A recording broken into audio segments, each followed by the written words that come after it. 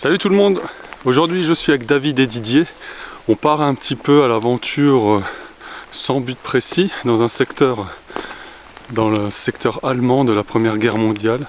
On n'est pas très loin de la ligne de front. Et on va essayer de trouver des ouvrages et puis on fera partager ce qu'on aura trouvé. Allez, c'est parti.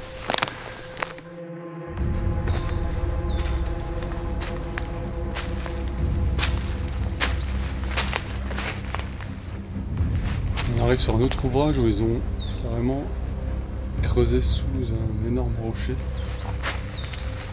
Ils ont renforcé là avec des murs en béton et en pierre.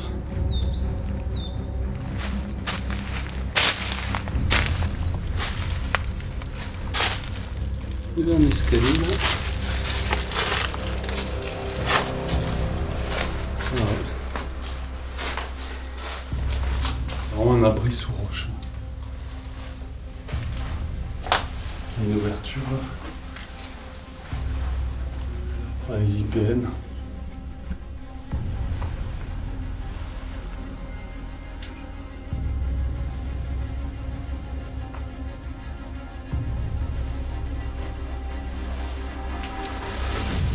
Et là, une autre ouverture aussi. Là, c'est complètement bouché. Ouais, sympa. Même assez grand. Hein.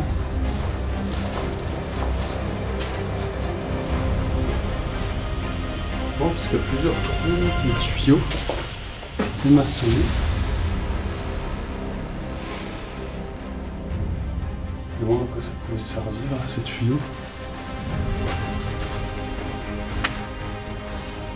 Quelque chose pour l'évacuation, ou non, plutôt pour ramener de l'eau, vu la pente inclinée des tuyaux.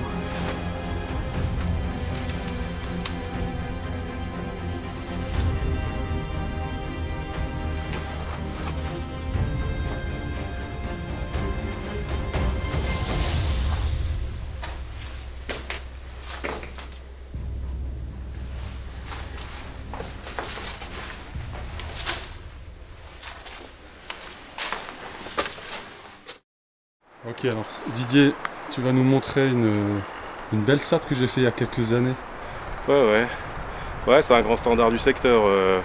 Belle galerie bien propre avec une entrée assez sympa, hein, donc composée d'un puits avec des échelons qui sont encore sertis dans le béton qui permettent de descendre Okay. Comme le long d'une échelle, un peu de spéléo là. Moi je te suis, on va faire doucement parce que j'ai les mains occupées. Ouais, ça marche.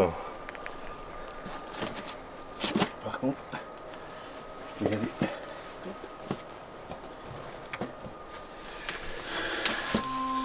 donc, ça va, c'est encore en bon état, hein, l'échelle. oui.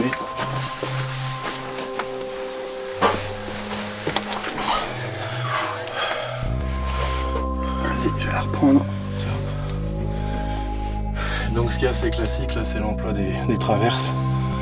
C'est des traverses en béton de tramway là, qui je pense servaient de traverses pour les rails des différents tramways panoramiques dans le temps. Je pense qu'ils doivent provenir de là-haut. Ouais.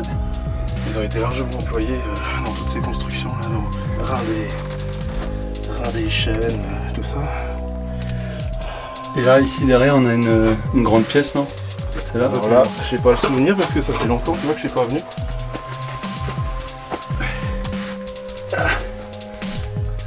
En tout cas, au-dessus, évite de cogner, hein, parce que sinon...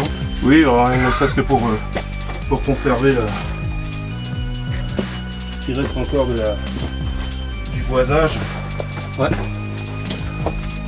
Après, on est dans de la roche de grès très... pas trop courée encore. On sent qu'on est juste sous les arbres là parce qu'il y a les racines, elles nous rejoignent là, à travers les failles de grès. Et là on voit bien le mur maçonné, et là, quand tu seras dans ma perspective, tu vas voir la qualité du boulot parce qu'il est... Il est nickel. Et on le voit par rapport à comment il se démarque par rapport à la paroi de grès là. Ouais. Au poudingue. Et là on voit juste une pile et un chapeau encore qui reste. Ça devait être plus beau dans le temps quoi. C'est sûr. Ce qui est amusant, c'est de voir les cadavres d'araignées blanchis là sur les parois là, ça mouche. Ouais. Ça t'arrive à éclairer vers là-bas.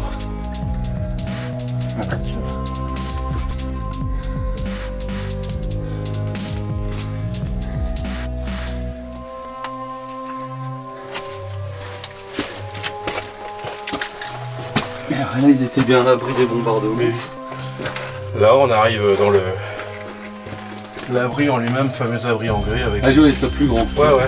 Bah, la plus pièce est assez. Tu vois, elle repart encore là-bas. Tu vois encore du goudron sur les parois. Ça a cramé aussi, hein. Ça a été brûlé là-dedans. Ah ouais, c'est une grosse pièce.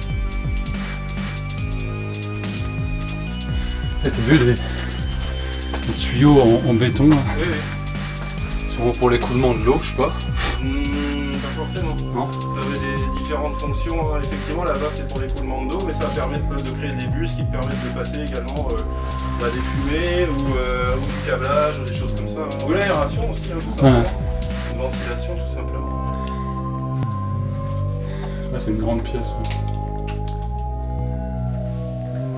Bon, elle devait être sacrément renforcée. Tout ça, ça s'est effondré. On était sur le sommet du remblai, hein, qui était certainement entre le plafond et la protection. Enfin, l'alvéole en elle-même. Au fond, tu vois une tôle. Oui, il y a des tôles. Oui, moi, Ouais, de la tôle au fond. Ouais. Et là, ça devait ressortir par là. Mais bon, tu vois, c'est bougé. Il y a encore le boisage, c'est ça qui est sympa. Il y avait notre sortie. Ouais. Là, tu vois la taille de la poutre, là, elle est immense celle-là. Ouais, bah ça devait soutenir une partie du dispo, quoi, je pense. Et là, c'est bouché, quoi. Là, elle est bien Je me fais attaquer par les araignées là depuis un moment. Ah, c'est un. Tiens.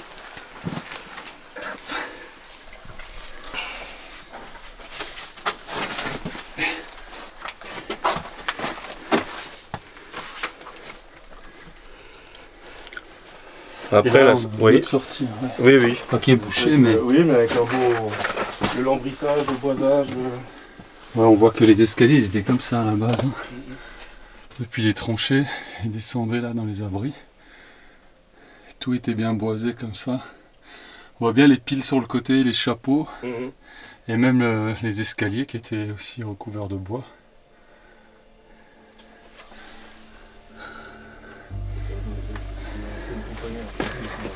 C'est une pouponnière à faucheux. C'est une pouponnière à faucheux. C'est marrant, là, de se mettre. Ouais, ah bah ça c'est possible. Oui, exact. Oui, bah voilà, je vois un petit ventre tout blanc là. On va éviter de l'enquiquiner. On va y aller. Elle cavale partout, elle se marche même sur les cadavres des autres. C'est marrant, hein, comme ça fait cette. Je pense que c'est une moisissure là qui les enveloppe. Bon, bah on va ressortir. C'est environ de premier casse-croûte pour les enfants. Ouais, c'est ça, ouais. Là, ça court de partout, c'est fou. Hein. Ah là, c'est. Ça grouille, hein. Faut pas être arachnophobe là. Non, mais ça va, c'est pas le plus dégueu, c'est quand tu as la saison, tu as les petits moucherons là qui. Ah ouais. Ça, t'en manges, t'en as Ça partout. revient. Ça te rentre de partout. Première chaleur. Ouais, c'est ça, ouais. Ah, mais il y a de la vie hein, dans ces endroits-là, hein, c'est.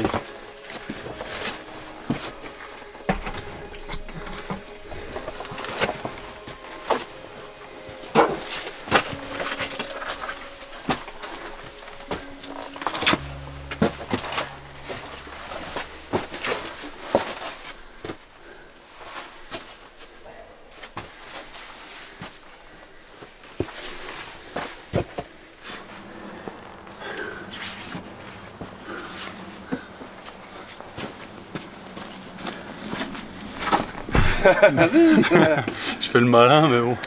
T'as glissé, j'ai glissé aussi. Désolé pour la vidéo.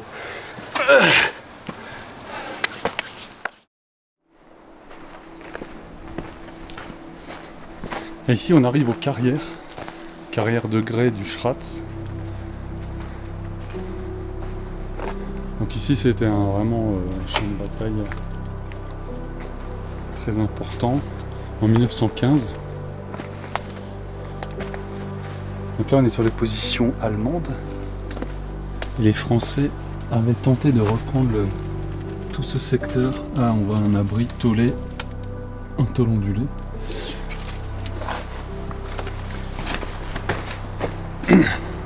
Au tout début de la guerre en 1914, Les Français sont montés sur les sommets, ici au Schratz, Barankopf et au Linge. Puis en février 1915, les Allemands ont repris ce secteur et ils l'ont tenu jusqu'à la fin de la guerre, mais la plus grosse bataille a eu lieu à partir de juillet. À partir du 20 juillet 1915, les Français ont vraiment envoyé des salves de soldats pour reprendre ce secteur, dont les fameux chasseurs alpins. Et donc ils ont même monté ici un canon 75 mm, il faut s'imaginer là dans la montagne avec la pente, le dénivelé. On voit ici dans la carrière encore des impacts là-haut. Donc même ici ça a dû cogner dur. Et finalement les Français qui n'ont jamais vraiment réussi à reprendre le sommet, ils ont repris le sommet et puis à chaque fois ils n'ont jamais réussi à le conserver. Les Allemands à la fin ont gagné finalement cette bataille du Linge et du secteur là, jusqu'à la fin octobre. Après il y a eu des affrontements, on va dire, un peu plus épisodiques. Et ça a quand même coûté la vie à environ 10 000 soldats français, qui étaient quand même la crème de la crème, l'élite. C'est des soldats, des chasseurs alpins. Donc ça a vraiment, c'était vraiment un énorme gâchis ici. Les Allemands, on estime qu'ils auraient perdu environ 7 000 hommes. Bon là on est dans les lignes françaises maintenant. Didier a trouvé une sape avec 2-3 objets sympas qu'il voulait me montrer. Je sais pas pourquoi je le suis, parce que quand tu vois la gueule du trou.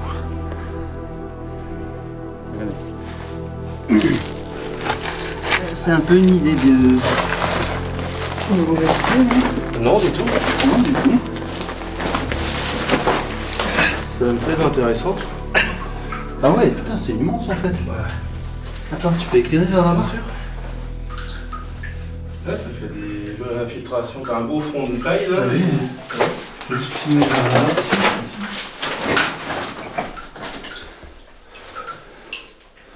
Ah là, il y a clairement de la flotte maintenant. Ouais, c'est génial.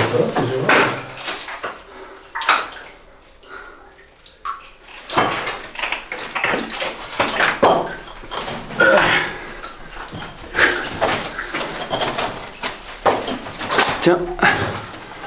Yes.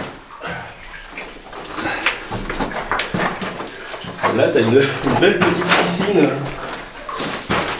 Marche pas sur mes citrons là. Ah, c'est ça que tu voulais me montrer? Donc là, il y a un bel agglomérat de grenades citron fouille.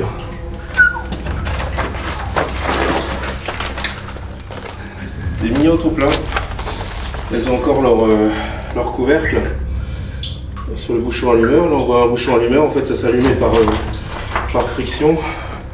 Donc tu vois une pointe avec un ressort. Ouais. Et le reste du corps doit être en bois ou une matière dans le style. Et tu lui donnais une patate là-dessus, ça a déclenché la pyrotechnie, quoi. Et ça se transmettait au corps de la grenade, quoi. D'accord. À l'explosif. Ouais, et là, tu vois, elles se sont collées sur le rocher, quoi. Avant, elles étaient collées sur le rocher, alors ça faisait comme une petite nichée de tortue, quoi. Et là, maintenant, ça a bougé. Je pense ça, c'est des grenades citron françaises? Ouais, citron fougue, française, ouais. Il y a différentes versions, mais c'est... On va éviter d'y toucher. Oui, bien sûr, non, mais de toute façon. Là, tu as une belle baignoire d'eau. Je pense que pour se rafraîchir en été, ça doit être très sympa. Et on voit des... Ah bah tiens, si tu veux, l'eau est très très claire. Ouais. Donc on voit le fond. On voit le fond. Qu'est-ce qu'il y a au fond? Il y a un mulet. Il y a une poutre. On voit une poutre. Ah ouais. Du coup, je sais pas. Il y a même une deuxième là, j'ai l'impression. Ouais, une poutre aussi. Je sais pas si ça repartait plus loin par contre. Ici là. Ça, oui. Ouais, elles sont peut-être jetées comme ça, mais. Oui, ça a dû tomber, ça s'est couplé avec la. Ça résonne bien, hein, c'est. Et une ambiance très cavernicole là sur ce coup-là. Ah ouais. Il y a une petite. bien dangereux. Ouais, je pense que là c'est l'explosif qui a dégueulé, enfin qui s'est oxydé.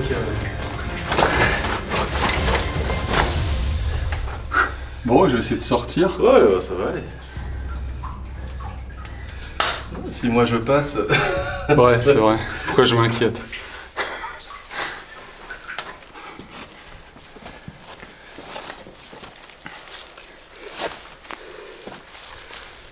C'est marrant hein, de voir ça encore. Des grenades encore en place, 100 ans après quoi. Alors, on a su Didier et David, on a retrouvé l'abri souterrain qui laisse penser à un poste de commandement qui est vraiment juste derrière la tranchée de la première ligne.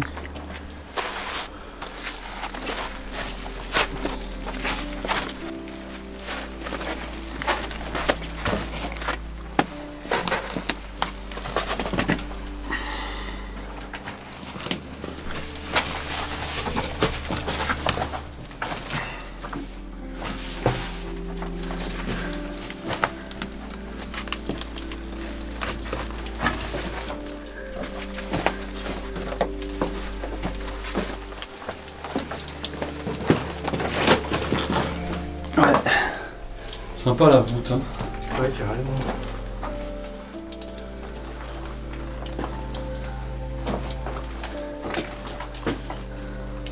Ouais, une belle secousse hein, pour que le fer à béton sorte comme ça. Ouais, ça a dû taper peut-être au-dessus. Ouais.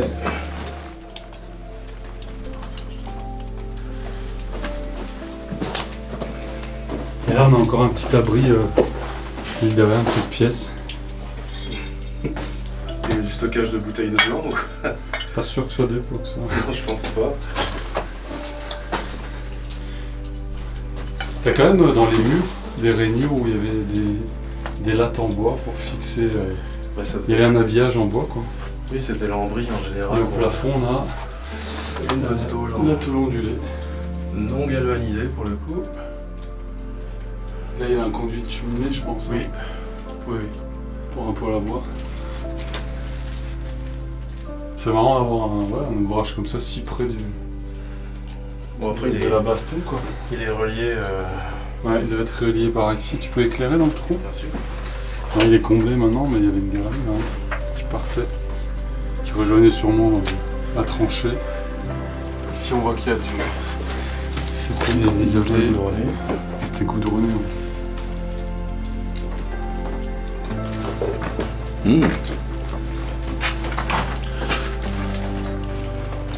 Ah mais oui c'est pour ça. Aïe. Ça doit être un puits d'aération aussi je pense. C'était le point faible ici. Hein. Ouais. Je pense que ça devait prendre toutes les vibrations. Ouais. Là c'est une Ils sont donnés, ça, c'est un verre d'une lampe ça ou... Ouais, c'est juste on un dirait, pan oui, non, c'est un verre de lampe, ouais.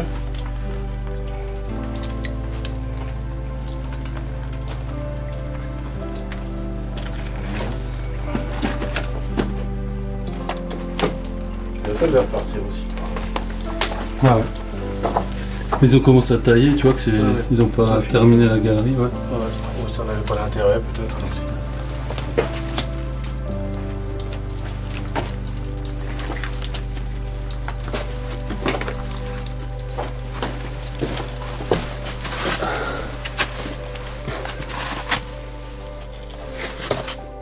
Bon bah voilà, j'espère que cette petite escapade vous a plu. J'ai toujours plaisir à revenir dans ce secteur avec de beaux ouvrages. Il y a toujours de quoi faire de belles randonnées ici l'été. Je vous dis à bientôt pour de nouvelles aventures. Ciao.